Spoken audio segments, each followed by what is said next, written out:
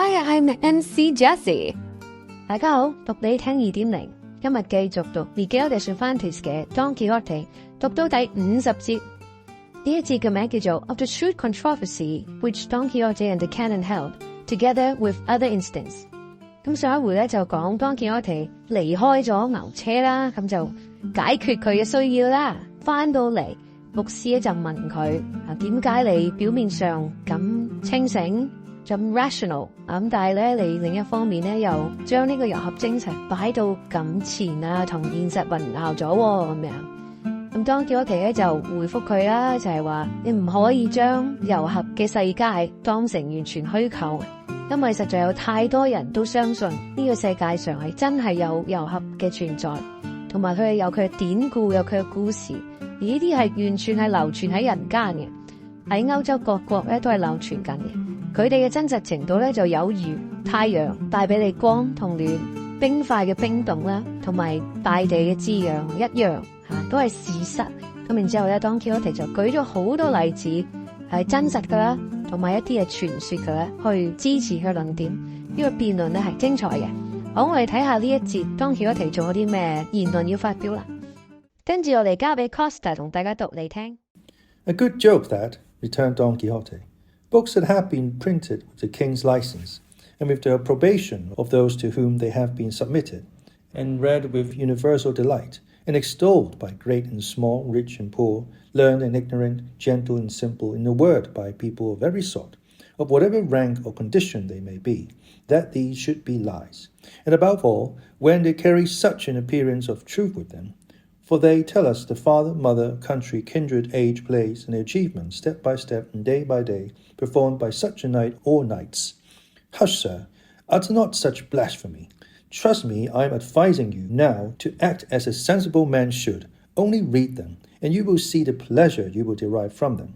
For, come, tell me, can there be anything more delightful than to see, as it were,Here now displayed before us a vast lake of bubbling pitch, with a host of snakes and serpents and lizards, and ferocious and terrible creatures of all sorts swimming about in it, while from the middle of the lake there comes a plaintive voice saying, Knight, whosoever thou art who beholdest this dread lake, if thou wouldst win the prize that lies hidden beneath these dusky waves, prove the valour of thy stout heart, and cast thyself into the midst of its dark burning waters.Else thou shalt not be worthy to see the mighty wonders contained in the 7 castles of the 7 fays that lie beneath this black expanse.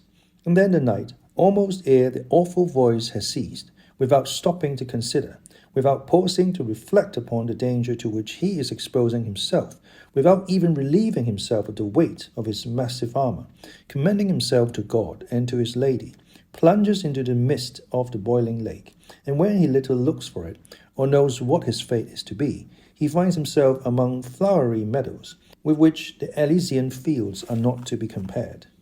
The sky seems more transparent there, and the sun shines with a strange brilliancy, and a delightful grove of green leafy trees presents itself in the eyes, and charms the sight with its verdure, while the ear is soothed by the sweet untutored melody of the countless birds of gay plumage that flit to and fro among the interlacing branches.Here he sees a brook whose limpid waters, like liquid crystal, ripple over fine sands and white pebbles that look like sifted gold and purest pearls. There he perceives a cunningly wrought fountain of many-coloured jasper and polished marble. Here another of rustic fashion, where the little mussel shells and the spiral white and yellow mansions of the snail, disposed in studious disorder, mingled with fragments of glittering crystal and mock emeralds,make up a work of varied aspect, where art, imitating nature, seems to have outdone it.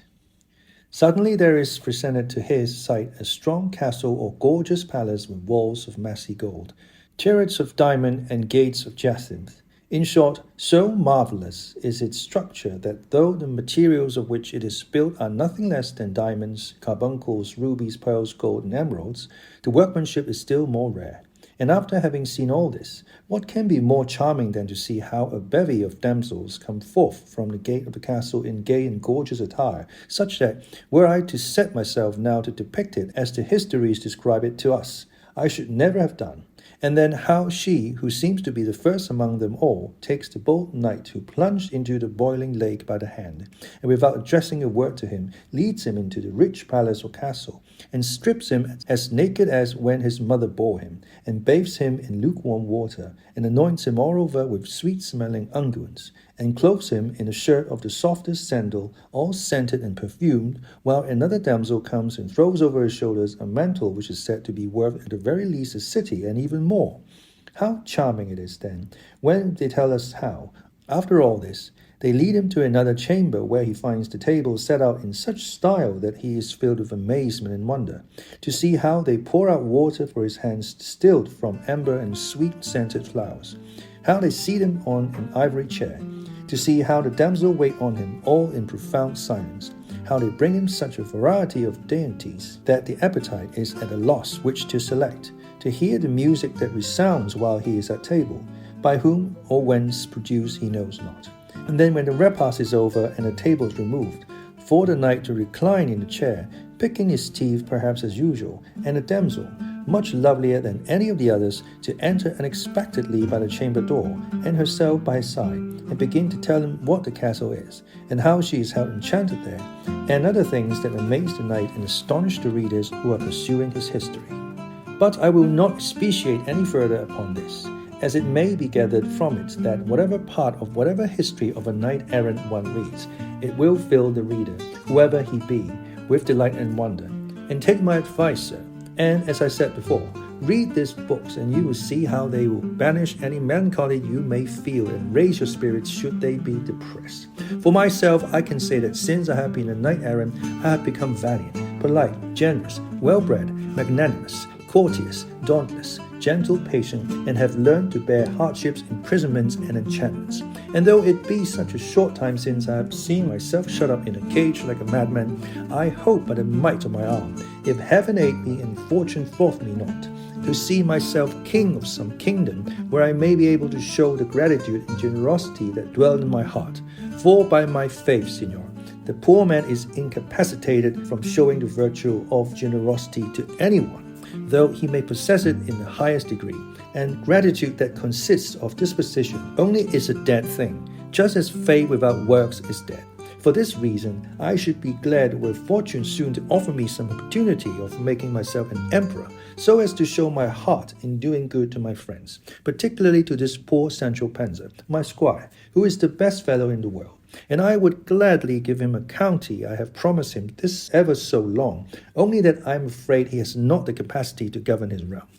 Sancho hardly heard these last words of his master, and said to him, "Strive hard you, Signor Don Quixote, to give me that county so often promised by you and so long looked for by me, for I promise you there will be no want of capacity in me to govern it. And even if there is, I have heard say there are men in the world who farm seigniories, paying so much a year, and they themselves taking charge of the government, while the Lord, with his legs stretched out, enjoys the revenue they pay him, without troubling himself about anything else. That's what I'll do, and not standing haggling over trifles, but wash my hands at once of the whole business, and enjoy my rents like a duke, and let things go their own way." "That, brother Sancho," said the canon, "only holds good as far as the enjoyment of the revenue goes. But the lord of the seigneury must attend to the administration of justice, and here capacity and sound judgment come in, and above all a firm determination to find out the truth. For if this be wanting in the beginning, the middle and the end will always go wrong, and God as commonly aids the honest intentions of the simple as he frustrates the evil designs of the crafty." "I don't understand those philosophies," returned Sancho Panza. "All I know is I would I had the county as soon as I shall know how to govern it. For I have as much soul as another, and as much body as anyone, and I shall be as much king of my realm as any other of his. And being so, I should do as I liked. And doing as I liked, I should please myself. And pleasing myself, I should be content. And when one is content, he has nothing more to desire. And when one has nothing more to desire, there is an end of it. So let the county come, and God be with you. And let us see one another, as one blind man said to the other." "That is not bad philosophy thou art talking, Sancho," said the canon. "But for all that there is a good deal to be said on this matter of counties." To which Don Quixote returned, "I know not what more there is to be said. I only guide myself by the example set me by the great Amadis of Gaul, when he made his squire count of the insular firm. And so, without any scruples of conscience, I can make a count of Sancho Panza, for he is one of the best squires that ever knight-errant had. The canon was astonished at the methodical nonsense that Don Quixote uttered, at the way in which he had described the adventure of the Knight of the Lake, and the impression that the deliberate lies of the book he read had made upon him. And lastly, he marveled at the simplicity of Sancho, who decides so eagerly to obtain the county his master had promised him. By this time the canon's servants, who had gone to the inn to fetch the sumpter mule, had returned, and making a carpet and the green grass of the meadows serve as a table, they seated themselves in the shade of some trees and made the repast there, that the carter might not be deprived of the advantage of the spot, as has been already said. As they were eating, they suddenly heard a loud noise and the sound of a bell that seemed to come from among some brambles and thick bushes that were close by, and the same instant they observed a beautiful goat, spotted all over black, white, and brown, spring out of the thicket with a goat herd after it, calling to it and uttering the usual cries to make it stop or turn back to the fold. The fugitive goat, scared and frightened, ran towards the company as if seeking the protection and then stood still, and the goat herd coming to seize it by the horns and began to talk to it as if it were possessed of reason and understanding. "Ah, wanderer, wanderer, spotty, spotty, how have you gone limping all this time? What wolves have frightened you, my daughter? Won't you tell me what is the matter, my beauty? But what else can it be except that you are a she, and cannot keep quiet? A plague on your humours and the humours of those you take after. Come back, my darling, and if you will not be so happy, at any rate you will be safe in the fold or with your companions. For if you, who ought to keep and lead them, go wandering astray, what will become of them?" The goatherd's talk amused all who heard it, but especially the canon, who said to him, "As you live, brother, take it easy, and be not in such a hurry to drive this goat back to the fold, for, being a female, as you say, she will follow her natural instinct in spite of all you can do to prevent it. Take this morsel and drink as sup, and that will soothe your irritation, and in the meantime the goat will rest herself." And so saying, he handed him the loins of a cold rabbit and a fork. The goatherd took it with thanks, and drank and calmed himself, and then said, "I should be sorry if your worships were to take me for a simpleton for having spoken so seriously as I did to this animal. But the truth is there is a certain mystery in the words I used. I am a clown, but not so much of one, but that I know how to behave to men and to beasts." "That I can well believe," said the curate, "for I know already by experience that the woods breed men of learning, and shepherds' huts harbour philosophers." "At all events, senor," returned the goatherd, "they sheltered men of experience, and that you may see the truth of this and grasp it. Though I may seem to put myself forward without being asked, I will, if it will not tire you, gentlemen, and you will give me your attention for a little, tell you a true story which will confirm this gentleman's word as well as my own."